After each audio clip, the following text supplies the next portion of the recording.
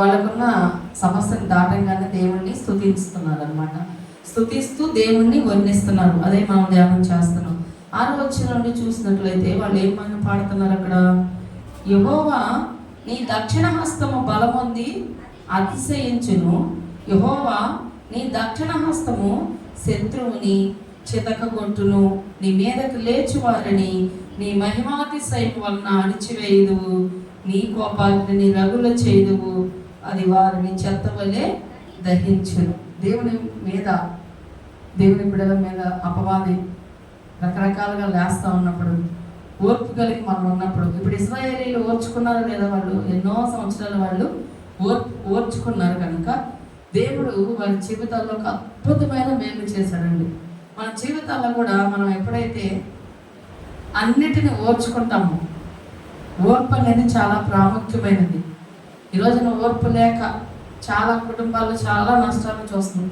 కొంచెం మౌనంగా ఉంటే, మరి మనం జాబ్ చేసే దగ్గర కూడా, మన యజమానుల దగ్గర కూడా కొంచెం ఓర్చుకుంటే, మన టీచర్స్ మనం నేర్పించే పిల్లలైతే వాళ్ళ దగ్గర వాళ్ళు కొంచెం ఓర్పు పడితే, ఎక్కడైనా ఓర్పు అనేది గొప్ప ద్రోహ కార్యాలు జరగకుండా ఆపుతుందని వాక్యం చదివిస్తుంది. ఇశ్రాయేలీలు ఓర్చుకున్నారు, దేవుడు కలగజేసుకున్నాడు. కాబట్టి ఎలా ఉంది వాళ్ళ పరిస్థితి అంటే, చూడండి ఇక్కడ అనుకున్నాడు కదా, నీ మీదకు లేచి వారిని అణిచివేయుదువు.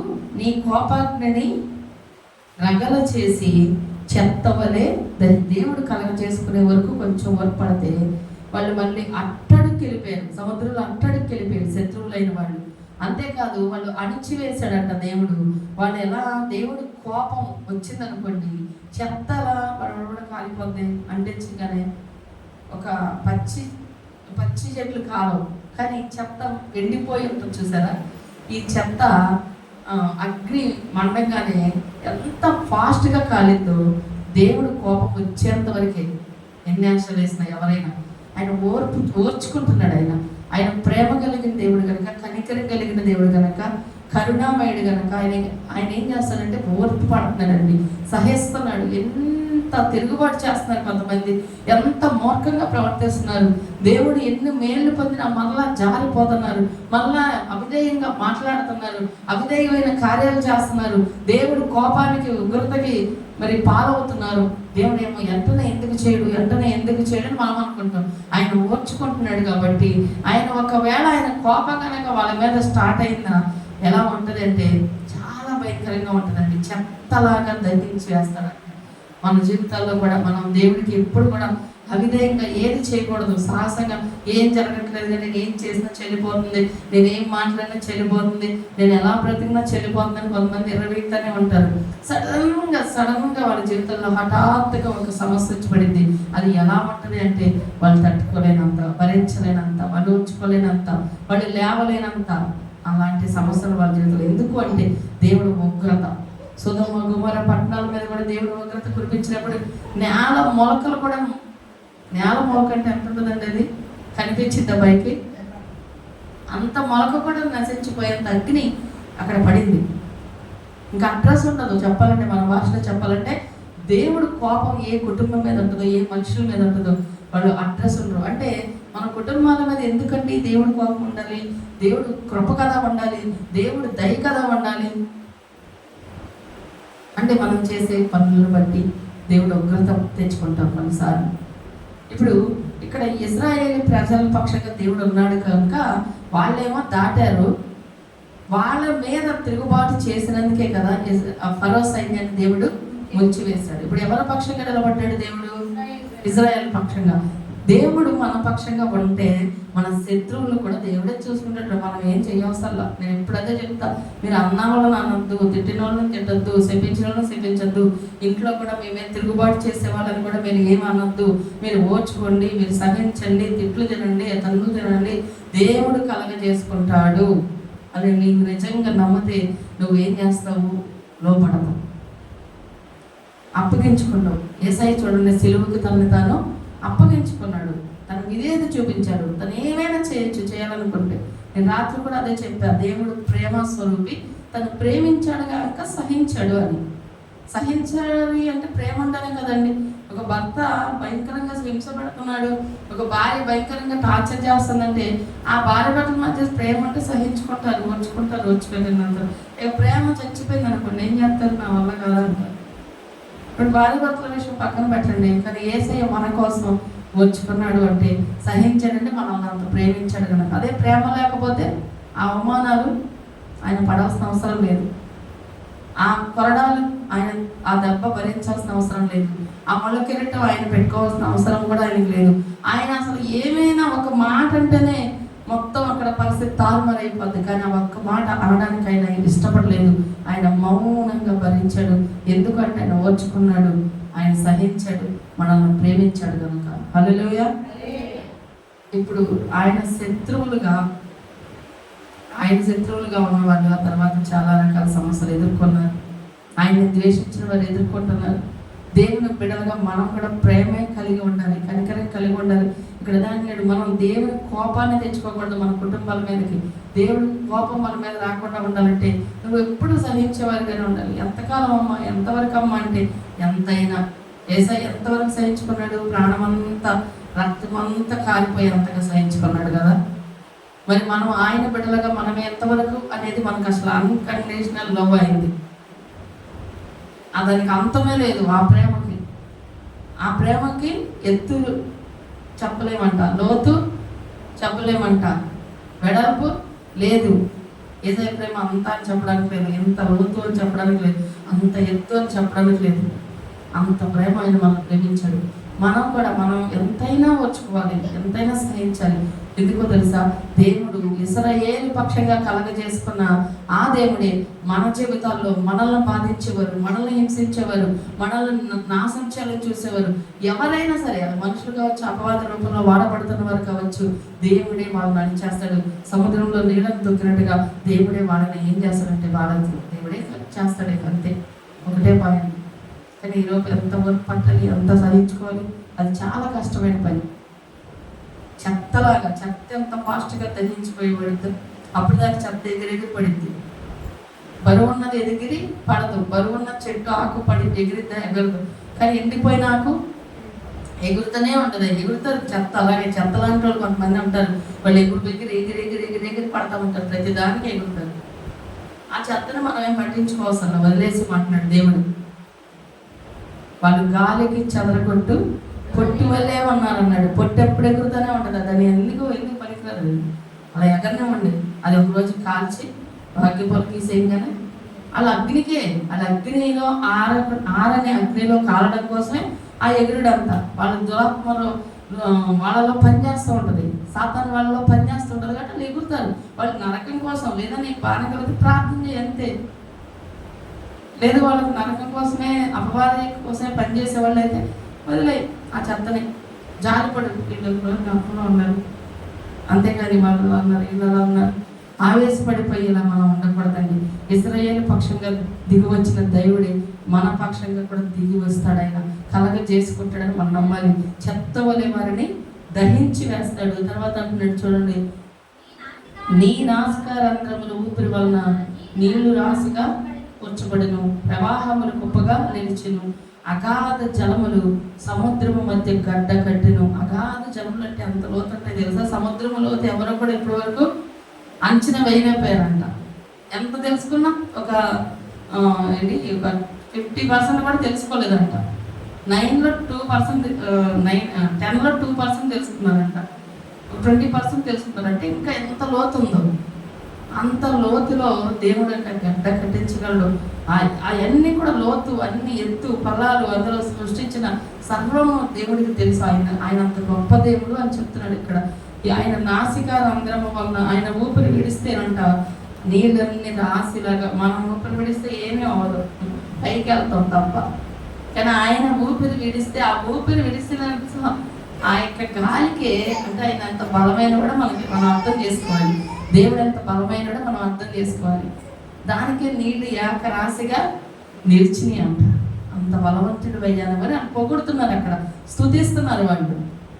దేవుని ఎప్పుడైనా మనం అలా స్తుతిస్తున్నామా? మనకున్న బలహీనతల నుంచి విడిపించినందుకు, మనకున్న దరిద్రం నుండి విడిపించినందుకు, మనకున్న ఇబ్బందుల నుంచి విడిపించినందుకు గుర్తుపెట్టుకొని స్తుతిస్తారా ఎప్పుడైనా? ప్రభా మొన్న మరి జెర్మియా పాస్టర్ గారు ఒక మాట అన్నారు, అది నేను గ్రూప్లో కూడా పోస్ట్ చేశాను. ఏమిటంటే వాళ్ళ అమ్మగారు ఎప్పుడు చెప్పేదంట, ఒక మామిడి పండు కూడా కొనుక్కోలేని స్థితి, ఆకలితో ఉన్న రోజులు ఉన్నాయి. 3-4 రోజులు నీళ్ళు తాగి కొంచెం డబ్బులు వస్తే ఒక మామిడికాయ కొనుక్కొని దాన్ని అక్కడికక్కడే గబగబా తినేసేసేవాడినయ్యా నేను, అంత దీన స్థితిలో మేము ఉన్నాం అని ఆయన చెప్పినాడు. అంటే అంత ఆకలి మేము తట్టుకున్నాం, అంత ఆకలి మేము భరించామయ్యా అంటే, అయ్యో దేవా నన్ను అంత స్థితిలో నుంచి ఈ స్థితికి లేవనెత్తావా అని దేవుని స్తుతించాడంట. మనం అదే చెప్పాలి మన పిల్లలకి. మనం గతంలో ఎలా ఉండేవాళ్ళం, ఎలా ఉన్నాం, దేవుడిని అడిగినప్పుడు ఏ రోగంతో ఉన్నాం, ఏ స్థితితో ఉన్నాం. నేను ఎప్పుడు అదే చెప్తాను మా పిల్లలకు కూడా. మా తేజాకి పాలు కూడా పట్టించడానికి ఉండే కదండి డబ్బులు. మా తేజాకి పాలు పట్టిస్తానికి డబ్బులు లేక అప్పుడంతా పాలు పెట్టి 2002లో కదండి తేజ పుట్టింది. 2002, 2003 భయంకరమైన దేన స్థితి. పాలు కొనుక్కోవడానికి డబ్బులు లేకపోతే 2.5 పాలు పెట్టి చిన్న పాలు పెట్టాం. అప్పుడు కొనుక్కోవడానికి డబ్బులు లేకపోతే పట్టిక బెల్లం వేసి ఆ నీళ్ళు తీసుకొచ్చి, పట్టిక బెల్లం కూడా ఉండేది కదా ఒక్కోసారి, అయ్యే పాలలో పోసి పట్టించేవాళ్ళం మేము. అవన్నీ నేను చెప్తా. అలాంటి స్థితిలోంచి దేవుడు మనల్ని ఇలా దీవించాడురా. ఒక అట్టిగా కొనుక్కోవడానికి కూడా డబ్బులు ఉండేది కాదు. ఇవన్నీ చెప్పాలి, ఎందుకంటే దేవుడు ఆ స్థితిలో నుంచి ఈరోజు ఎంత సమృద్ధిలోకి మనల్ని తీసుకొచ్చాడు. దేవుడిని ఎత్తిపట్టి, ప్రభా ఈ రోజు నన్ను ఎంతగా సమృద్ధి పెంచావు. ఒకప్పుడు హృదయంలో నెమ్మది లేదు, పడుకున్నా నిద్ర పట్టని రోజులు ఉన్నాయి, కానీ ఈరోజు నిద్ర పడుతున్నానయ్యా, ప్రశాంతంగా పడుకుంటున్నావయ్యా, దేవా నీకు స్తోత్రం అయ్యా అని చెప్పాలి మనం. ఒకప్పుడు రోగాలతో మూలుగుతూ ముక్కుతూ పడుకునేదాన్ని, ఒక్క పని చేసుకోలేకపోయేదాన్ని, ఈరోజు ప్రభా నాకు బలం ఇచ్చావయ్యా, స్తోత్రం అని చెప్పాలి ప్రభుకు ప్రతిరోజు. అలా వివరించు. వీళ్ళు ఎంత వివరిస్తున్నారు అక్కడ దేవుడి బలాన్ని, దేవుడి యొక్క కృపని, దేవుడి యొక్క ప్రేమని వీళ్ళు ఎంతగా వివరిస్తున్నారు. మనం వివరించడానికి టైం ఉండదు. అన్ని బాగుంటే స్తోత్రం స్తోత్రం స్తోత్రం స్తోత్రం స్తోత్రం స్తోత్రం స్తోత్రం ఇదే ఇక. ఈ ఒక్కరి తప్ప ప్రభుకి వివరణగా ప్రభా ఈ స్థితిలో నేను చెప్తా. నేను 700 రూపాయలు జాబ్ చేసినప్పుడు ఒకసారి నాన్నగారికి స్తుతికోవటం వచ్చింది. నాన్నగారి స్తుతికోవటం వస్తే అది February 12th నాన్నగారి స్తుతికోవటం. అయితే ఆ స్తుతికోవడానికి వెళ్ళడానికి మా దగ్గర డబ్బులు లేవు. నేను అలా జాబ్కి వెళ్ళిపోయాను. మామూలుగా ఒక 700 రూపాయలకి నేను వర్క్ చేసేదాన్ని. అయితే జాబ్కి వెళ్ళిపోతే ఆ రోజు నేను బాధ వెళ్ళలేకపోతున్నాను. నా దగ్గర 10 రూపాయలు కూడా లేవు. ఎలా ప్రభా, కనీసం 10 రూపాయలన్నా ఛార్జీలకు సరిపోతాయి, వెళ్ళలేకపోతున్నాను అని ఒక బాధతో అలాగే ఏం వర్క్ చేస్తున్నానో తెలియదు. మిషన్ అది రన్నింగ్లో పెట్టానే కానీ అది ఎలా వెళ్తుందో, పేపర్ ప్రింటింగ్ ఎలా వెళ్తుందో తెలియట్లేదు నాకు. ఆ స్కమ్ అంటే ఈ ప్రింటింగ్ వేసే మిషన్ అనమాట, అది మచ్చలు వచ్చేసింది. చాలా చూసుకోవాలి, చాలా జాగ్రత్తగా. ఆ కళ్ళమట్టి నీళ్ళు వస్తున్నాయి నాకు. అంటే నేను వెళ్ళలేకపోతున్నాను, నేను మిస్ అవ్వలేదు ఎప్పుడు ప్రభా నాకు ఎలా అనేసి. ఆ కళ్ళమట్టి నీళ్ళ వల్ల ఆ స్కమ్ కూడా వచ్చేసింది. అది నాకు కనబడాల. నాకు ఆ సార్ వచ్చి చూసి అమ్మాయి ఏంటి చూసుకున్నాను, చెక్ చేసుకున్నా. అప్పుడు మళ్ళీ తుడుచుకుంటా, ఎలాగైనా పంపించేయా అనుకుంటా ప్రార్థన చేస్తాను. మనసులోనే వర్క్ చేస్తా. మధ్యాహ్నం 1 గంటకి లంచ్ బ్రేక్ అనమాట.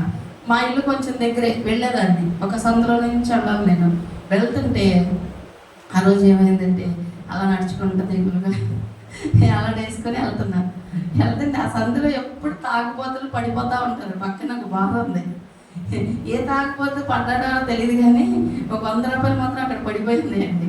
నేను ఎలా చూసుకుంటా దిగులతో బాధతో ఈ పాటికి ప్రార్థన స్టార్ట్ అయ్యి ఉంటుంది అనుకుంటే వెళ్తున్నా.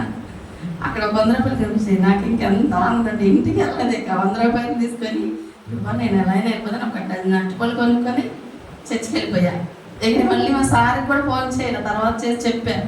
అంటే మన ఆశ ఏంటంటే అలాంటి స్థితిలోంచి ఒక 10 రూపాయలు రేపు పొద్దున్న చర్చికి వెళ్ళాలంటే ఈరోజు ఎత్తుక్కోవాలి మళ్ళీ, లేదా 10 రూపాయల్లో రూపాయి కారం, 2 రూపాయలు కూరగాయలు, మళ్ళీ 2 రూపాయలు మంచి నూనె, అలా చేసి 1 రూపాయి దాసి ఆ 1 రూపాయి మళ్ళీ పక్కన పెట్టి అవి వారానికి సరిపెట్టాలి. దీనికి ఛార్జీలకి కానుకి.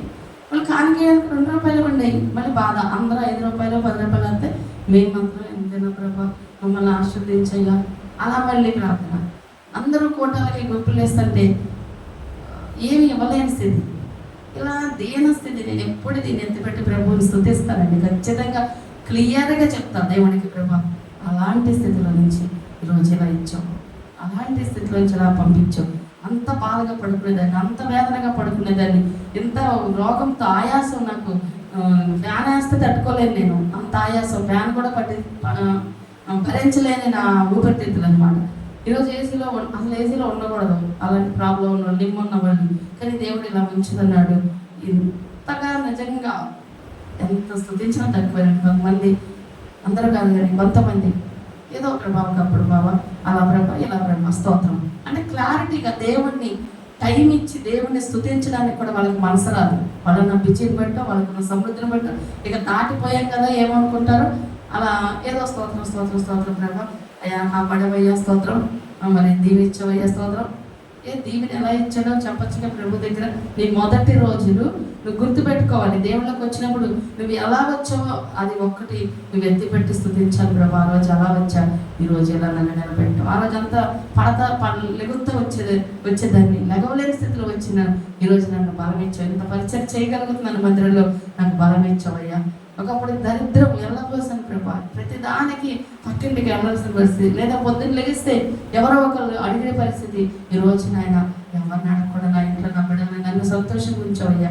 ఒకప్పుడు మమ్మల్ని ఎవరు పిలిచేవాళ్ళు కాదు ప్రభా, వీళ్ళకేమి లేదని ఒక చులకరంగా పక్కన పెట్టేవాళ్ళు. ఈరోజు గౌరవంగా మీరు రావాలి అని పిలిచే స్థాయికి తీసుకొచ్చు. ఇలా ప్రతి దాన్ని ప్రభు దగ్గర మనం కొంత టైం మనం అవసరాలు చెప్పడానికి కాదు, ప్రతి దాన్ని ప్రభు ఆని ఎంత గొప్ప దేవుడు నాయన, నన్ను ఇలా నడిపించావు, రక్షణ ఇచ్చావు, ఈ పాపని రక్షించుకున్నావు, ఈ పాపని ప్రేమించావు. ఇవన్నీ కూడా ఎత్తుపెట్టి మనం ఏం చేయాలండి, స్తుతించాలి. హల్లెలూయా. అది కృతజ్ఞత కలిగి ఉండడం అంటే అప్పుడు మనం మన మొదటి స్థితిని మర్చిపోం. అందుకే కదా ప్రకటన గ్రంథంలో అంటాడు, నీ మొదటి క్రియలు నువ్వు మళ్ళీ చెయ్యి. నువ్వు మొదటి క్రియని మర్చిపోయావు, మొదటి ప్రేమను మర్చిపోయావు. దేవుళ్ళలోకి వచ్చినప్పుడు స్టార్టింగ్లో ఉన్న ప్రేమ, ఆ యొక్క ఆసక్తి చాలా మందికి ఉండదు, చాలా మందికి ఉండదు. 100లో 95% మందికి ఉండదు, చెప్పొచ్చు ఈ మాట ధైర్యంగా. ఎందుకో తెలుసా, మారిపోద్ది. వచ్చినప్పుడు నా ఆసక్తి అందరినీ ప్రయత్నాలు, వందనాలు, మా బాగున్నావా, వచ్చావా అని పలకరించుకుంటూ వెళ్తారు ఫస్ట్లో. తర్వాత వాళ్ళే మనం వందనాలు చేయాలి, వాళ్ళే మనం పలకరించాలి. ఇది ఒక రకమైన అహంకారం అన్నమాట. వీళ్ళు పలకరించారు ఎవరిని తగ్గించుకొని, నువ్వు పలకరించవచ్చు. ఆ మొదటి ప్రేమ, ఆ మొదటి ఆసక్తి ఎందుకు తగ్గిపోతుంది దేవుడి మీద, దేవుడి బిడ్డల మీద? కాబట్టి మన జీవితాల్లో ఎప్పటికప్పుడు ఇది చెక్ చేసుకుంటూ ఉండాలి. వాళ్ళు పలకరించలేదు కదండి, మేము ఎందుకు పలకరిస్తాం అన్న మనసు ఉండకూడదు. వాడు పలకరించకపోయినా నువ్వు పలకరించి నీకెంత దేవుడు తెలుసండి. నువ్వు ఎంతగా ప్రేమిస్తావో అంతగా దేవుని గొప్ప పొందుకుంటూ ఉంటావు. ఇవన్నీ మొదటి ప్రేమ ఉండాలి, మొదటి ఆసక్తి. ఫస్ట్ మందిరానికి వచ్చినప్పుడు ఏదో ఒకటి చేసేది, ప్రజలు ఏదో ఒకటి చేసేది అనుకుంటాం. తర్వాత అంతా ధీమ, మనం వేరే వాళ్ళకి ఇది అని చెప్తూ ఉంటాం, డైరెక్షన్ ఇస్తూ ఉంటాం. ఒక రకమైన అతిశయమో గర్వమో వచ్చేసింది మనం తెలియకుండానే.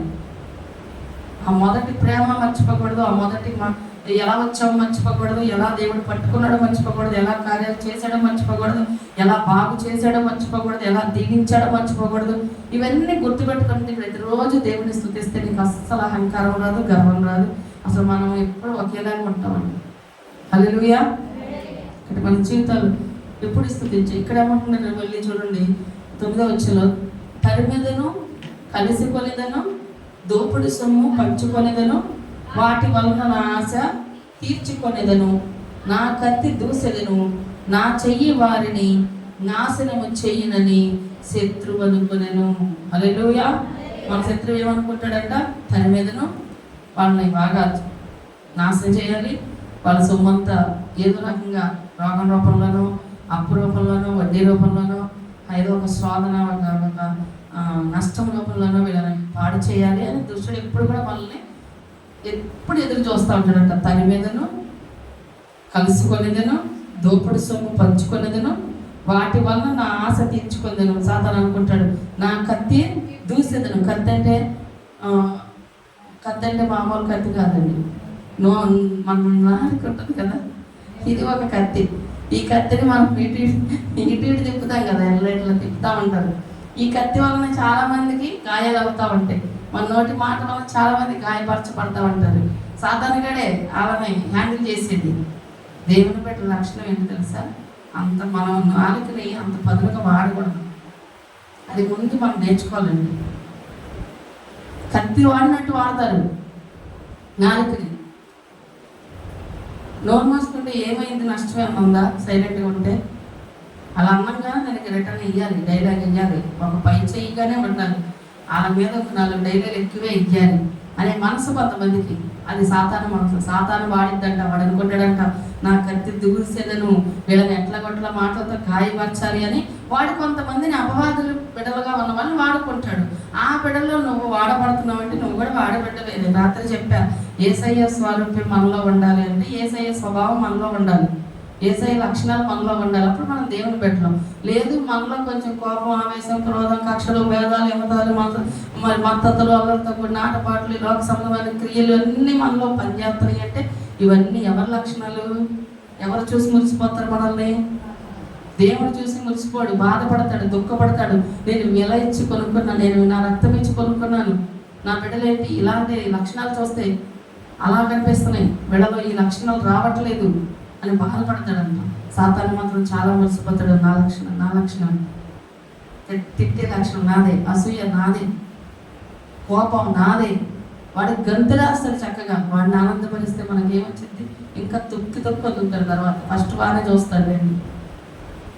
సాతాను అనుకున్నాడంటే సాతాను గడు ఇశ్రాయేలు ప్రజల పక్షంగా వాళ్ళని తరుముతాను, వాళ్ళని కలుసుకుంటాను, వాళ్ళ సొమ్మంతా లాక్కుంటాను, వాళ్ళని మన ఆశ తీర్చుకుంటాను, వాళ్ళని నా కత్తి దూస్తాను, వాళ్ళని నాశనం చేస్తాను అని నా శత్రువు అనుకునేను. కానీ దేవుడు ఏం చేశాడంట? నీవు నీ గాలిని విసర చేసేటివి, సముద్రము వారిని కప్పెను, వారు మహా అగాధమైన నీడలో శేషము వలె మునిగిరి. దేవుడు మన పక్షంగా ఉంటే నీ శత్రువులు ఎంత లేచినా కూడా దేవుడే చూసుకుంటాడండి. నీకు ఓర్పిస్తాడు. మొదలు సైలెంట్గా ఉంటావు, ఏ గొడవలు అవ్వ అక్కడ, తర్వాత ఆయనే మనల్ని హ్యాండిల్ చేస్తాడు. నువ్వేం చేయొద్దు, నువ్వేం మాట్లాడొద్దు, ఇది మనం నేర్చుకోవాలి. మిగిలిపోయేలా దేవుడే చేస్తాడు. ఆనాడు ఫరో సైన్యాన్ని ముంచిన అదే దేవుడు ఇంకా సజీవంగానే ఉన్నాడు, ఇంకా బ్రతికే ఉన్నాడు. బ్రతుకున్నాడా లేదా యేసయ్య? సిలువేసం అయిపోయిందా చరిత్ర అంతా? ఒకవేళ సిలువేసి అయిపోతే ఇంక మనం ప్రార్థన చేయడం ఎందుకు? ఇంకా ఎవరికి చేస్తున్నాం ఇప్పుడు ప్రార్థన? మనం బతుకున్న యేసయ్యకేనా? సజీవుడేగా మన దేవుడు. సదాకాలం మీతో ఉన్నాను, యుగ యుగాలు మీతో ఉన్నాను అని చెప్పాడు కదా. మన ప్రార్థనని సఫలపరుస్తున్నాడా? చెప్పాలి. సఫలమవుతున్నాయా? మరి ఇంకా అలాంటప్పుడు ఎట్టున్నాడుగా అయినా? ఇప్పుడు నేను బతుకుంటున్నాను కాబట్టి మేము మాట్లాడతాం. నేను లేననుకోండి, నేను సమాధి దగ్గరికి వెళ్ళి కూర్చొని చెప్తే ఏమైనా ప్రయోజనం ఉందా? కాబట్టి మన దేవుడు ఎవరు అంటే సజీవుడు. సజీవుడిని మనం కలిగి ఉన్నాం. అదే దేవుడు, అదే బాహుబలం, అదే కృప, అదే ప్రేమ. ఇశ్రాయేలు పక్షంగా ఆ రోజు యుద్ధం చేసిన అదే దేవుడు ఈ రోజు ఆయన అదే అంటున్నాడు. అందుకే ఏమంటాడు? నీ యుద్ధములన్నీ తానే చెయ్యగా, నీ యుద్ధములన్నీ తానే చెయ్యగా, ఊరక నిలచి చూడు గొప్ప రక్షణ, ఊరక నిలచి చూడు గొప్ప రక్షణ. హల్లెలూయా. ఊరికి నిలుచుంటే నువ్వు రక్షణ చూస్తావు. ఊరికి నిలుచుంటే, ఊరికే ఉంటే నువ్వు గొప్ప ఆశీర్వాదాన్ని చూస్తావు. ఊరికే నువ్వు ఉంటే, సైలెంట్గా ఊరికి ఉంటే, సైలెంట్గా ఉంటే నువ్వు గొప్ప అద్భుతాలు చూస్తావు. ఆమె నువ్వు ఊరక లేకుండా నువ్వు ఎదురు చూడద్దు. నువ్వు ఊరుకోకుండా నువ్వు మళ్ళీ మాట్లాడి వాళ్ళకి మళ్ళీ తిట్టి మళ్ళీ వాళ్ళకి సలిగి గొనిగి నువ్వు ఫీల్ అయిపోయి బాధపడి నువ్వు ఎదురు చూడద్దు. దేవుడి కార్యాలు అసలు జరగవు. నువ్వు మౌనంగా ఉంటావే, నా దేవుడు ఒకరోజు నేను మౌనంగా ఉన్నాను, నేను ఓర్చుకుంటున్నా, ప్రభు నన్ను ఖచ్చితంగా నా పక్షంగా యుద్ధం చేస్తాడు, ఇశ్రాయేలు పక్షంగా దిగి వచ్చిన దేవుడు నా పక్షంగా నిలబడతాడు అని నువ్వు విశ్వాసంగా రాసి పెట్టుకోదాన్ని. ఖచ్చితంగా ఒకరోజు ఆయన జీవితంలో ఆ టైం వస్తే ఆ కార్యంలో జరిగిపోతుంది. అంతే. అప్పుడు నువ్వు అనుకుంటావు, ప్రభా నేను మౌనంగా ఉండడం వలన నేను ఎన్ని మేలు పొందుకున్నాను. అందుకే సాక్ష్యం చెప్తాం. హల్లెలూయా. ఆ తర్వాత మాట్లాడుతున్నారు వాళ్ళు, ఇంకా ఏమంటున్నారు? యెహోవా వేల్పులలో నీ వంటి వారి ఎవరు? నీ వంటి వాడు ఎవడు? పరిశుద్ధతను బట్టి నీవు మహానీయుడువు, స్తుతి కీర్తనను బట్టి పూజ్యుడువు, అద్భుతాలు చేయవాడువు, నీ వంటి వాడు ఎవడు? ఎంత గొప్పగా పొగుడుతున్నారండి. వేల్పుల్లో నీ వంటి వాడు. చాలామంది యేసుప్రభుని నమ్ముకోనంటే మాకు ఎలవేల్పు ఉందండి, మేము రావండి అంటారు. వేల్పులలో నీ వంటి వాడు ఎవరు లేరని చెప్తున్నారు. అయ్యా మేము అనుకున్నాం ఎలవేల్పులు మా ఎలవేల్పు ఉంది, మా ఎలవేల్పు ఉన్నాడు అనుకున్నాం. మా నాన్నమ్మ అలాగే అనేదండి. మా అమ్మ చర్చికి వెళ్తుంటే మనకి మన ఎలవేల్పు ఎవరనుకున్నాం అనేది. మా అమ్మ ఏం పట్టించుకున్నాను కదా, సైలెంట్గా చర్చి తీసుకెళ్ళిపోయేది.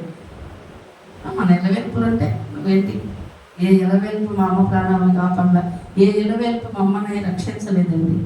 యేసు రక్తమే మా అమ్మని రక్షించింది. హల్లెలూయా.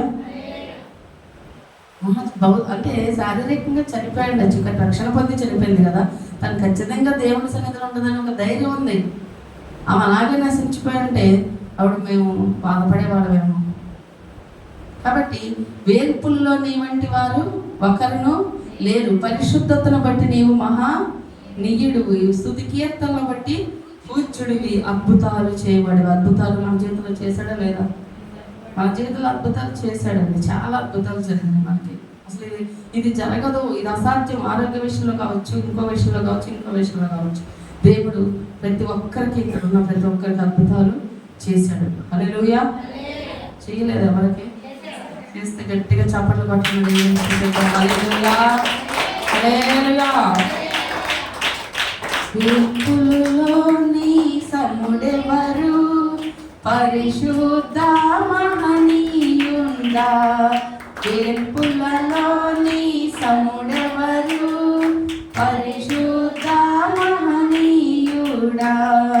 అద్భుతమైన దేవుడా, నీ వంటి వారెవరు, యెహోవాను గానము చేసెదము ఏకముగా. హల్లెలూయా. నేను చక్కగా వాళ్ళు స్తుతిస్తున్నారంట. తర్వాత అంటున్నాడు చూడండి 12వ వచనం, నీ దక్షిణ హస్తమును చాపెదివి, భూమి వారిని మృంగివేసెను, నీవు విమోచించిన ఈ ప్రజలు నీ కృప చేత తోడుకొని పోతివి. దేవుడు మనలందరినీ కూడా యేసు రక్తం ద్వారా విమోచించాడా లేదా? అవునా కాదు చెప్పండి. ఇప్పుడు ఆయన మనందరూ విమోచించబడిన వారు. మనకు ఒక ధైర్యం ఉంది, మనం చచ్చిపోయినా దేవుడి దగ్గర సజీవంగా ఉంటాం. రెండవ మరణం మనకు లేదు, ఒక మరణమే. ఈ లోకంలో ఒకరు మరణిస్తే మళ్ళా రెండవ మరణం ఏది? బైబిల్ ప్రకారం నరకం రెండవ మరణం. ఎందుకంటే అక్కడికి వెళ్తే మళ్ళీ వచ్చే ఛాన్స్ లేదు. ఉందా? అబ్రహాము కుమారుని ఆనుకొని కూర్చున్న లాజర్ని, ఒక ధనవంతుడిని దేవుడు మన మందిని పెట్టాడు తెలుసా? ఆ ఆరని అగ్నిలో ఉన్న ఆ ధనవంతుడు కేకలు వేస్తాడు, లాజరు లాజరు, ఓ దేవా, అబ్రహాము దేవా, ఇస్సాకు దేవా, నన్ను జ్ఞాపకం చేసుకోయ్యా. ఈ మంట నేను నా వల్ల కావట్లేదు, దీనికి రావడానికి అవకాశం లేదు. పోయి నన్ను కాపాడుకున్నా పర్లా, నా తమ్ముళ్ళు ఉన్నారు కింద భూమి మీద, వాళ్ళనైనా కాపాడయ్యా. వాళ్ళకి తెలియదు నిజంగా నరకం ఉందంటే నమ్మలేదు, ఈ బాధ ఇక్కడ ఉండదని మాకు తెలియదు, మా ఇష్టం వచ్చినట్టు సుఖంగా బ్రతికామయ్యా, వాళ్ళనైనా కాపాడయ్యా అంటే దేవుడు ఏమంటాడు తెలుసా? అక్కడ వారు ఇక్కడికి రాకుండాను, ఇక్కడ వారికి అక్కడికి వెళ్ళకుండాను మధ్యలో అగాధం ఉంది, ఆ ఛాన్స్ లేదు అంటే ఆయన ఇటు రావడానికి లేదు.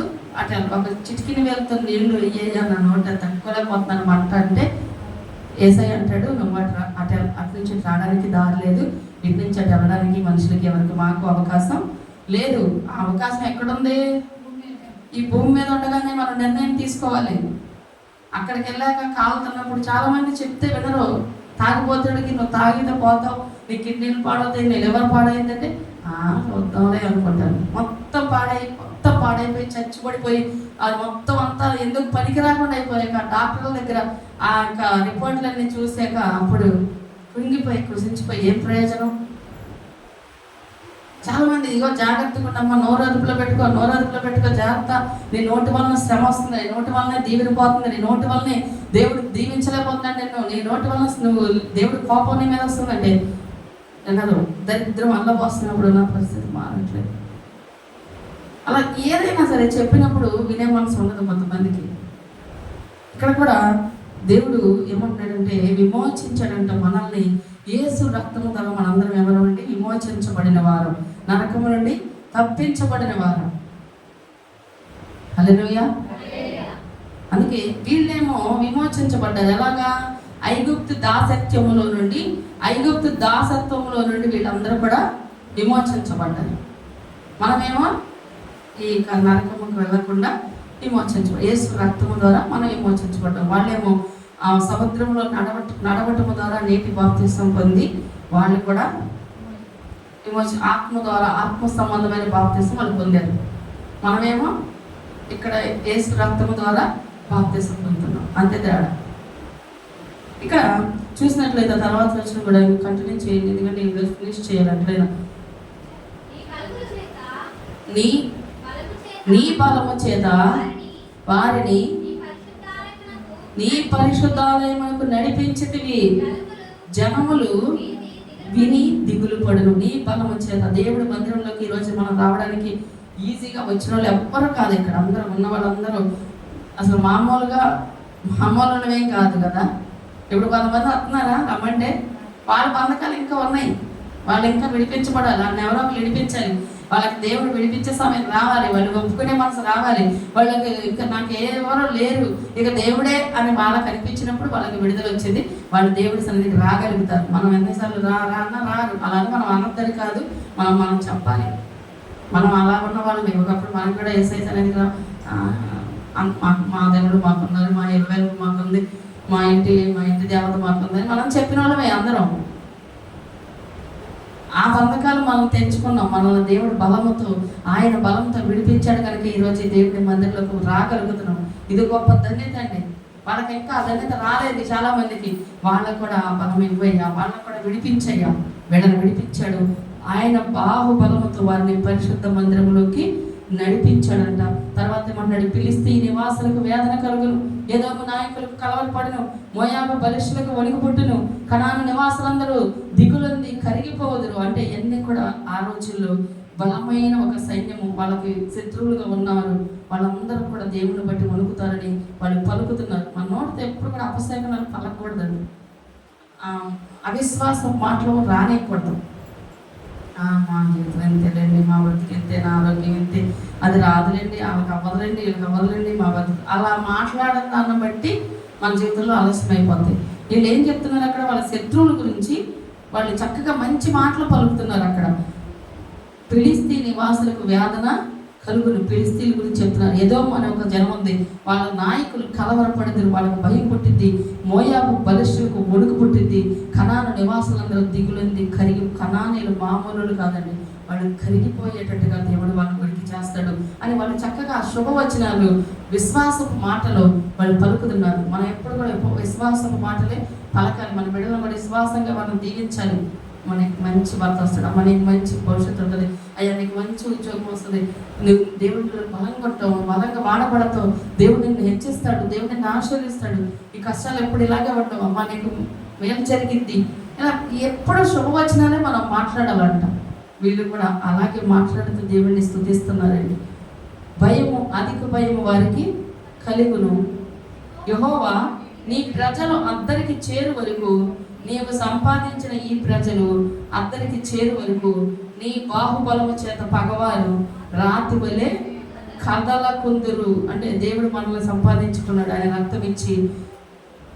తర్వాత నా ప్రభువా, నీవు నివసించుటకు నిర్మించుకున్న చోటును, నీ చేతులు స్థాపించిన పరిశుద్ధాలయమందు నీ వారిని నిలవపెట్టెదవు. యెహోవా నిరంతరము ఏలువాడు. ఫరో గుర్రములు, అతని రథములు, అతని రౌతులు సముద్రంలో దిగగా యెహోవా వారి మీదకి సముద్రం జలములను మళ్లించును.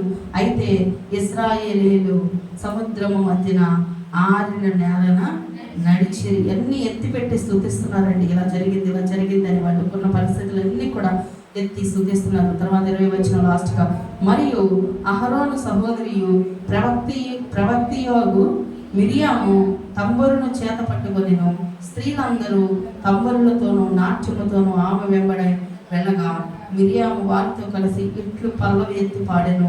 యెహోవాను గానము చేయుడి, ఆయన మిగులు అతిశయించి జయించెను, గుర్రమును దాని రౌతులను సముద్రములో ఆయన పడద్రోసెను. హల్లెలూయా.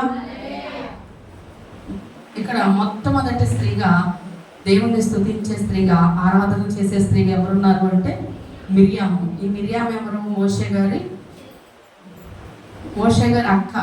ఈమె కదా పిల్లోడిని తీసుకెళ్ళి అక్కడ పెట్టినప్పుడు వాళ్ళ అమ్మ నా తమ్ముడు ఎటు వెళ్తాడు, ఎవరు తీసుకెళ్తారని గమనించిందండి అక్క. ఆ అక్క అహరోనికి కూడా మన అహరోను, మోషే, మిరియాము వీళ్ళందరూ కూడా ఒక తల్లికి పుట్టినవాడు అనమాట. ఇప్పుడు మిరియాము మొట్టమొదటి, ఇప్పుడు చూడండి దేవుడు వాళ్ళని ఎంతగా ఆశీర్వదించాడు చెప్పాలంటే. ఎలా ఆశీర్వదించాడండి? డబ్బాలు కట్టారా, పొలాలు కొన్నారంటే అది కాదు. వాళ్ళని ముగ్గురిని దేవుడు వాడుకున్నాడు. అహరోను గారు యాజకుడు, మోషే గారు ఇశ్రాయేలుని నడిపించిన ఒక గొప్ప నాయకుడు, మిరియాము గారేమో మొట్టమొదటి ఆరాధన చేసే ఒక స్త్రీ అనమాట. దేవుడు ముగ్గురిని కూడా చూడండి ఏమీ తక్కువ చేయలేదు.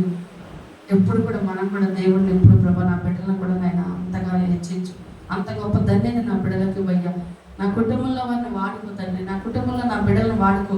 స్త్రీలైనా పురుషులైనా, కొంతమంది స్త్రీలు అలా ఎందుకు, పురుషులైతే ఇలా ఎందుకు అని ఆంక్షలు పెడతారండి. భక్తికి ఆంక్షలు లేవు. భక్తికి, దేవుడి పరిచయకి, దేవుడిని స్తుతించడానికి, దేవుడి కోసం బ్రతకడానికి ఆంక్షలే ఉండవు.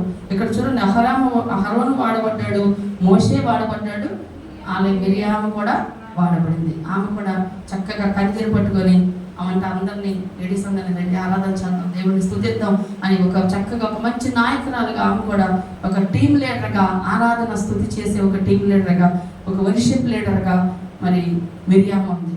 కాబట్టి మన జీవితాల్లో ఇలాంటి స్థుతి మన జీవితంలో కూడా మనం చేసేవారిగా ఉండాలి. ఆయన ఎత్తిపెట్టి స్తుతించేవారిగా ఉండాలి. మేలు పొందాం కదా, సముద్రం దాటేసాం కదా, ఇంకా అమ్మయ్య చాలే, ఇక ఏముందిలే, రోగం తగ్గిపోయింది, లేదా సమస్య పోయింది, గొడవలు ఆగిపోయినాయి, లేదంటే ఇంకోటి ఏంటిది ఎలాగోలా తప్పించుకున్నాం, అమ్మయ్య అమ్మయ్య అమ్మయ్య అనుకుంటా కాదు.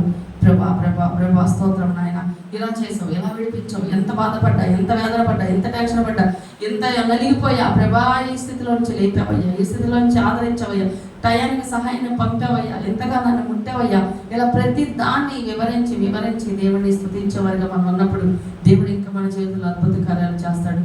ప్రార్థన చేసుకుందాం. చిన్న ప్రార్థన చేసింది ప్రభు.